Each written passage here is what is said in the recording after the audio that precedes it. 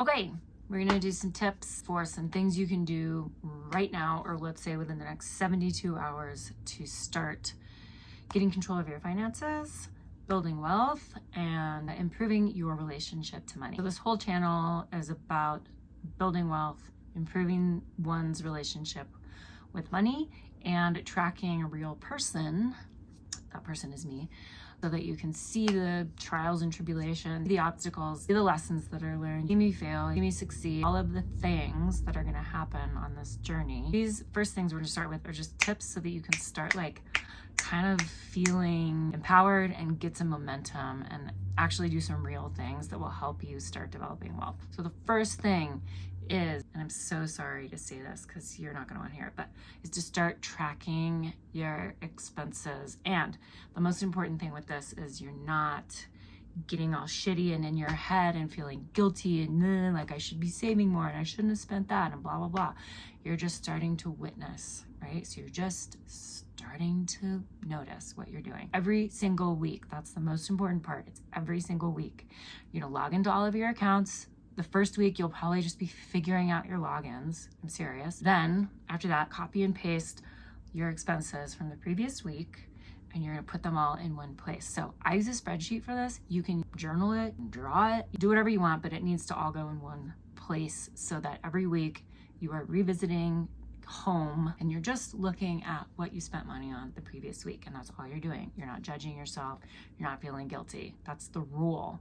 You're not feeling guilty. You're just noticing. The reason that it's so important to do this every single week is, number one, it cuts down on the amount of like content. Nobody wants to do this at the end of the month. Like that's so much time and there's so much content, and you've forgotten like half of the crap from the first week of the month.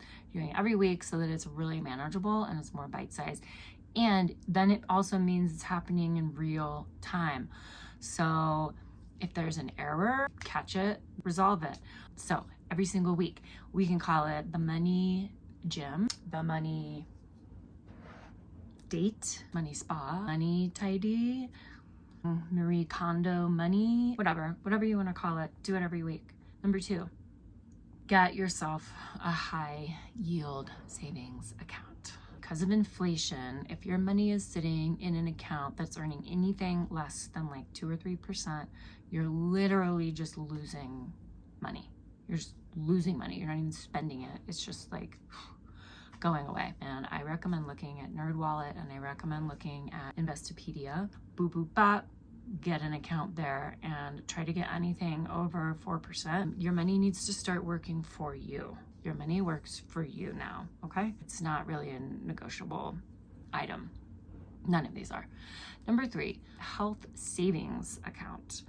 If you qualify for a health savings account, it means that you have a high deductible health insurance plan. An HSA is just an account that allows you to put money into it that you're only going to use for medical expenses, paying for doctor's visits, some things from pharmacy prescriptions, which is huge. The biggest things about these accounts, HSA accounts, are you're not paying taxes on this money. Huge benefit, right? Because you can put up to like, I think for 2024, it's going to be like $3,850, something like that. That's a lot of money to not pay taxes on. So awesome. You might be like, I don't have $3,800. Well, do you have a birthday? Do you celebrate any holidays? Do you get gifts? Ask for money. So you have to get one of those.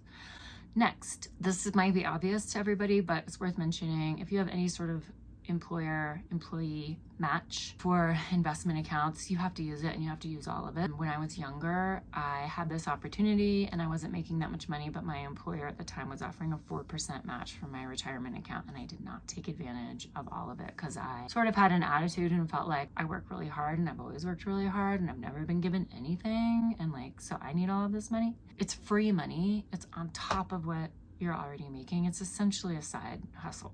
Like, you have to take that money.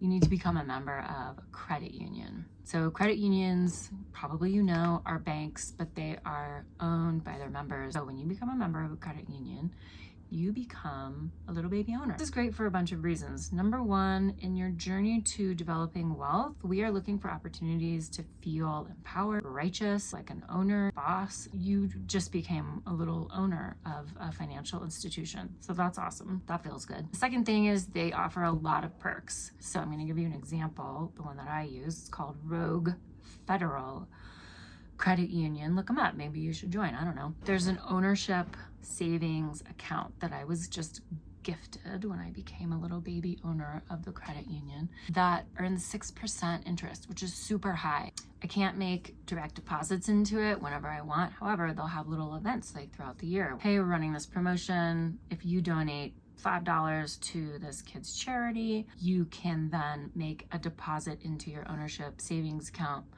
any amount up to $500. I totally take advantage of that. And that money is working for me. And I'm just sitting here and it's just working away and it's doing great. And we're all doing great.